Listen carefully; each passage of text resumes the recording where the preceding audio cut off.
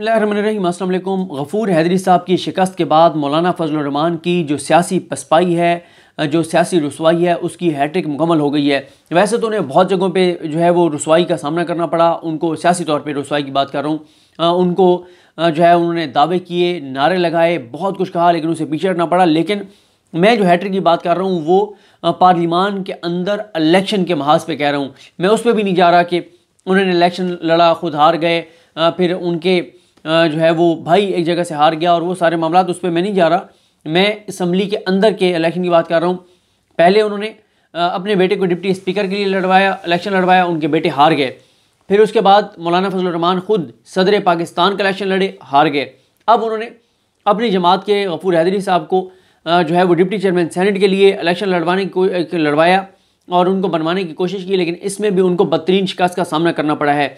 अगर नून लीग की सियासत तबाह हुई है तो मौलाना फजलुर रहमान की सियासत बर्बाद हुई है, तबाह और बर्बाद हुई है, और उनको बहुत बड़ा धचका लगा है। और मेरा तो ये ख्याल है कि इनके हवाले से मैं क्लियर हूँ कि नून लीग ने भी जो है इनसे बदला लिया है, इनकी लालच का बदला लिया है। उसकी रीज़न ये है कि ये बात क्योंकि एक तसलसल है, इसलिए बार बार उस बात का हवाला देना पड़ता है, क्योंकि ये सारी की सारी चीज़ें उसी एक चीज़ पर स्टैंड करती हैं कि जो मौलाना फजलुर रहमान ने अनड्यू तौर पर गैर मतलब इनका बनता नहीं था, इन्होंने दबाव डालकर डिप्टी चेयरमैन सेनेट का ओहदा जो है वो लेने की कोशिश की। हालांकि बनता ये, अगर आप ऑन मेरिट देखें, ये नून लीग का बनता था और इनका अपोजिशन लीडर बन सकता था। और फिर ये भी है कि बल्कि इनको तो जब आप किसी पार्टी की, जब आप किसी इत्तेहाद की सरबराही कर रहे होते हैं, जब आप सरबराह होते हैं, तो फिर आपको दिल बड़ा करना पड़ता है, फिर आपको कुर्बानी देनी पड़ती है, फिर आपको बहुत सारी चीज़ें खुद जो है वो सेक्रीफाइस करके किसी और को देनी पड़ती हैं। और इनका क्या कोशिश है, तीनों पार्टीज़, PMLN, पीपल्स पार्टी और मौलाना फजलुर रहमान, ये कहते हैं हर चीज़ हम जो है वो ले लें, हर चीज़ हमारे पास आ जाए, हर जगह हमारे बंदे आ जाएं, और हमें बाकी जो पार्टीज़ हैं 8-9 यानी ये 11 पार्टीज़ हैं टोटल, बाकी ये कहते हैं बाकी उनके नाम भी हमारे साथ रहें, उनके लोग भी हमारे साथ रहें, कहीं पे पैसे चाहिए तो वो पैसे भी वो दें, लेकिन ओहदे उनको ना देने पड़ें। तो ये देखें ना कि डिप्टी चेयरमैन सेनेट के लिए नून लीग अपना लाना चाहती थी, फिर इख्तलाफात हुए, 8 घंटे के इजलास में तय ना हुआ, फिर कमेटी बनी और मौलाना साहब ने 2 टोक कह दिया था कि भाई अगर मेरा डिप्टी चेयरमैन सेनेट लाओगे, यानी उम्मीदवार के तौर पर लाओगे, तो मैं जो है वो पूरी तरह के तहरीक में शामिल रहूँगा, वरना मेरे लिए मुमकिन नहीं है।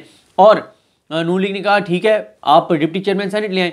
अब मसला क्या है, गिलानी साहब हारते हैं 6 वोटों से, और गफूर हैदरी साहब कितने वोटों से हारते हैं, 10 वोटों से। और हालांकि ज़्यादा कंपेन किसकी थी, सादिक संजरानी साहब की, ज़्यादा कोशिश की थी सादिक संजरानी की। और मैं वैसे कई मौक़ों पे हमारा एनालिसिस जो है वो गलत साबित होता है, क्योंकि वो एनालिसिस होता है, ख़बर नहीं होती। और मैं तो खुद ये कह चुका हूँ कि भाई अगर 98 लोगों ने या 99 लोगों ने वोट डालना है, 100 लोगों ने वोट डालना है, तो हम अगर 100 के 100 बंदों से जाके पूछ भी आएँ, हमें तो वो यही कहेंगे ना कि मैं अपनी पार्टी पॉलिसी के मुताबिक वोट डालूंगा। दिलों के हाल तो अल्लाह की ज़ात बेहतर जानती है।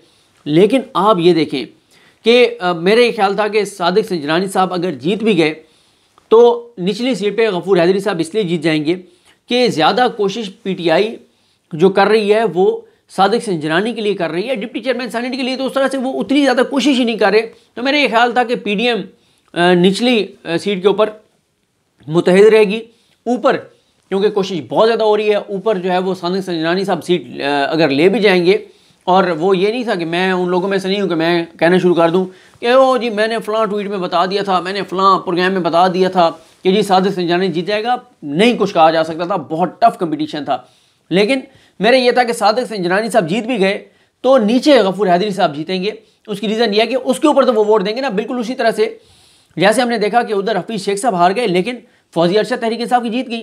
लेकिन देखें कि वो एक सीट जो इन्होंने इमरान खान को हिराई, हफीज़ शेख वाली, वो इनको इतनी महंगी पड़ी कि उसके बदले में इन्होंने 2 सीटें दी हैं। और अभी भी बताया जा रहा है कि इमरान खान साहब का गुस्सा भी ठंडा नहीं हुआ, वो बहुत शदीद गुस्से में हैं और वो बहुत जो है वो ऐसे इकदाम आगे करने जा रहे हैं PDM के हवाले से कि इनके लिए हालात कोई साजगार नहीं है। दरमियान में चीज़ें हो गई थी, ये पीक पे गए, फिर इमरान खान ने प्लान किया, फिर इमरान खान को इदारों ने मशवरा दिया कि आप इनको खुद ही एक्सपोज होने दें, इनको चलने दें इसी तरह से। अगर आप रेजिस्ट करेंगे, अगर आप इनके ऊपर आप ताकत का इस्तेमाल करेंगे तो आप इनकी तहरीक में मज़ीद जान डालेंगे। और उन्होंने ऐसे ही किया। लेकिन अब चीज़ें जो है ना वो शायद उस तरह से नहीं है। उसकी वजह यह है कि आप देखें कि अब ये अपने बयानात में, इल्ज़ामात में भी नेक्स्ट स्टेज पर जा रहे हैं इदारों के हवाले से। तो यहाँ पर ये हमें क्या बताते रहे, ये हमें बताते रहे कि जी हमारे पास 53 वोट हैं और हुकूमत के पास 48 हैं। यहाँ पे 54 निकले हैं मिर्ज़ा अफरीदी के और 44 निकले हैं गफूर हैदरी साहब के।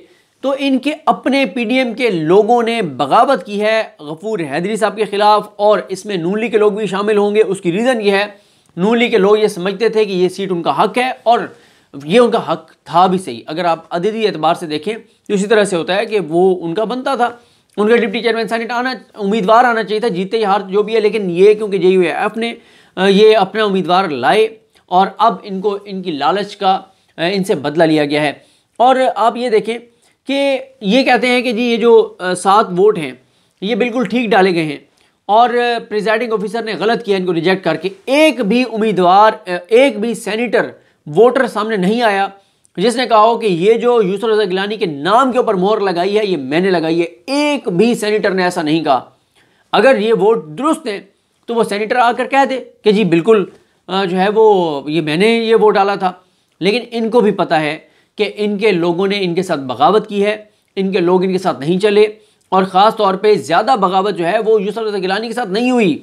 ज़्यादा बगावत जो है वो अब्दुल गफूर हैदरी साहब के ख़िलाफ़ हुई है, मौलाना फजलुर रहमान के उम्मीदवार के ख़िलाफ़ हुई है, और पीपल्स पार्टी के लोगों ने भी, PMLN के लोगों ने भी वोट जो है वो खिलाफ डाला है। अब्दुल गफूर हैदरी के PDM के उम्मीदवार के ख़िलाफ़ डाला है। उसकी वजह यह है कि उनको ये जो सीट दी जा रही थी वो खुशी से नहीं दी जा रही थी, वो रजामंदी से नहीं, वो धौंस और जबर और धमकी की बुनियाद पर दी जा रही थी। तो इसलिए जो है वो इनको हिराया गया है। और आप ये देखें कि वहाँ पे वोट ज़ाया होते हैं, वही जो वहाँ पे मोहर लगाते हैं यूसुफ रज़ा गिलानी के नाम के ऊपर ताकि उनका वोट रिजेक्ट हो जाए, तो वही लोग इधर वो गलती नहीं करते कि वो मिर्ज़ा अफरीदी को अगर वोट डालना चाहते हैं तो वो उसके नाम के ऊपर लगा दें, नहीं करते। गफूर हैदरी साहब के नाम के ऊपर मोहर लगा दें, नहीं लगाते। मोहर लगाते हैं वो वहाँ पे वो बिल्कुल क्लियर जो है वो मोहर लगाते हैं। और बिल्कुल उसकी एक रीज़न तो खैर ये भी दी जा सकती है कि क्योंकि उसका रिज़ल्ट ऑलरेडी अनाउंस हो गया था, और उसका रिज़ल्ट अनाउंस होने की वजह से जो है वो लोगों को पता चल गया था, वो नाम के ऊपर नहीं लगा सकते थे, पहले ही पता चल गया था। लेकिन कोई और वो गलत कर देते, कोई और वो मुस्तरद करवा देते अपना वोट, लेकिन ऐसा नहीं किया। उन्होंने वहाँ पर अपना वोट खुलकर PDM के उम्मीदवार के ख़िलाफ़ इस्तेमाल किया, और ये एज ए PDM उम्मीदवार नहीं किया, ये एज ए मौलाना फजलुर रहमान का नुमाइंदा इनके ख़िलाफ़ किया है। तो मौलाना साहब के लिए आने वाले दिन खासे टफ हैं, और मौलाना साहब को अब वो जो लालच है ओहदे अपने पास रखने का, इख्तियार अपने पास रखने का, कोई अगर जो चीज़ें आ रही हैं वो सारी खुद समेटने का, इनको कहा गया था कि आप PDM की जो है वो दे दें सरबराही, रोटेशन पे दे दें मुख्तलिफ। इन्होंने कहा नहीं दूंगा। और मैंने आपको कहा ना कि ये उनकी तीसरी पसपाई है, तीसरी शिकस्त है। पहले डिप्टी स्पीकर के लिए अपने बेटे को नहीं बनवा सके, खुद सदर नहीं बन सके, और अब और एक तरफ ये असम्बलियों को हराम कहते हैं, एक तरफ ये असम्बलियों को जाली असम्बलियाँ कहते हैं, लेकिन उसी से ये डिप्टी चेयरमैन सेनेट का इलेक्शन भी लड़ते हैं, डिप्टी स्पीकर का अपने बेटे को भी लड़वाते हैं, खुद सदर पाकिस्तान को भी लड़ते हैं। बाकी वो जमातों को कहते हैं कि जी हमें इन असम्बलियों का हिस्सा नहीं बनना चाहिए, लेकिन यहाँ पे ये खुद जब लड़ना हो तो खुद कहते हैं जी बिल्कुल ये असम्बलियाँ जायज़ हैं।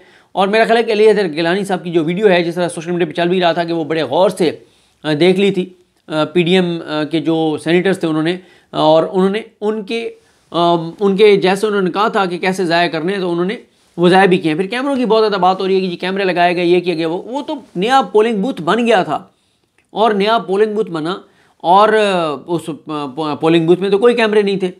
अभी गो के इसके ऊपर साजिद संजरानी साहब ने भी कहा है कि वो इसके ऊपर इंक्वायरी कराएंगे, और बिल्कुल जो है वो इंक्वायरी होनी चाहिए कि ये कैमरे क्यों लगे हुए थे, इनका मकसद क्या था, और इनके ऊपर जो प्रोपेगेंडा किया गया क्या वो प्रोपेगेंडा ठीक है या दुरुस्त है। और अब ये सुप्रीम कोर्ट के फैसलों के भी हवाले दे रहे हैं कि जी सुप्रीम कोर्ट का फैसला है के मुताबिक ये रिजेक्ट नहीं हो सकते थे। सुप्रीम कोर्ट जब ये कहती है कि बैलेटिंग जो सिक्रेसी ऑफ द बैलेट है वो एब्सोल्यूट नहीं है, वहाँ पे आप सुप्रीम कोर्ट की राय को नहीं मानते। सुप्रीम कोर्ट नवाज शरीफ को झूठ और बददियानत करार दे के नायल करती है, वो आप फैसला नहीं मानते। सुप्रीम कोर्ट जो है वो कहती है कि नवाज शरीफ सदारत नहीं रख सकते पार्टी की, वो फैसला आपको कबूल नहीं है। और ये आपको फैसले सुप्रीम कोर्ट के कबूल हैं कि जी सुप्रीम कोर्ट ने कहा है कि जो है वो इंटेंशन अगर पता चल जाए जो वोटर है उसकी, तो फिर आप उसको वोट को रिजेक्ट नहीं कर सकते, चाहे कहीं भी मोड़ हो। अब आप उसके हवाले दे रहे हैं, तो अब और जैसे मैंने आपको कहा कि अगर इनके 7 लोगों ने जो बगावत की है, एक तरह से 7 नहीं, अब तो इनको अगर इनकी बात मान ली जाए और इनको 53 वोट पड़ने थे और गफूर हैदरी साहब को अगर पड़े हैं जो है वो 44 पड़े हैं, तो 9 लोगों ने जो है वहाँ पर इनके साथ फिर बगावत की है। तो ये जो 9-10 लोग हैं और फिर 6 लोग जो है वो संजरानी साहब को 6 वोट ज़्यादा पड़े और जो 7 हैं वो रिजेक्ट हुए।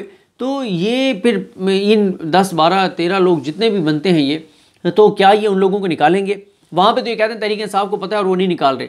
अब आपको भी पता होगा ना कि कौन लोग थे, और अगर नहीं पता तो फिर इमरान खान दुरुस्त कहता था कि ट्रेसेबल बैलेटिंग होनी चाहिए, और अगर कोई अपनी पार्टी से दगा करता है, धोखा देता है, वो उसके खिलाफ कार्रवाई होनी चाहिए। और अगर कोई ज़मीर की आवाज़ पे किसी को वोट देना चाहते हैं वो ओपनली दे, क्योंकि इसमें डिफेक्शन क्लॉज नहीं है। अगर कोई सेनेट इलेक्शन में, चेयरमैन सेनेट के इलेक्शन में अपनी पार्टी पॉलिसी के खिलाफ भी वोट देगा तो उसको डिस्क्वालीफाई नहीं कराया जा सकता। सिर्फ 2 चीज़ें होती हैं उधर कौमी असम्बली में जब होता है, एक प्राइम मिनिस्टर का और साथ ही एक बजट का मामला। इस पर मैं सेनेट पे चेक कर लूँगा, लेकिन मेरा नहीं ख्याल कि इसके ऊपर चेयरमैन सेनेट वाले के ऊपर अगर वो बता के भी करता है कि मैं अपनी पार्टी की पॉलिसी के खिलाफ कर रहा हूँ तो मेरे ख्याल डिफेक्शन क्लॉज नहीं बनती। लेकिन फिर भी इसको चेक मैं कर लूँगा और आपको आगाह करूँगा। लेकिन जैसे मैंने आपको बताया कि सबसे बड़ा इस वक्त जो खुमियाजा भुगत रहे हैं वो मौलाना फजल रहमान भुगत रहे हैं, जो फतवे दे चुके हैं, जो जिहाद करार दे चुके हैं, जो मजहबी तौर पर चीज़ों का इस्तेमाल कर चुके हैं। तो देखते हैं चीज़ें किस तरफ जाती हैं। नेक्स्ट वीडियोज़ में इसी से जुड़ी दीगर अपडेट्स पर बात करेंगे। मुझे अपनी दुआ में याद रखें। लकनी मोहम्मद सबका मीनासरो। अल्लाह हाफ़िज़।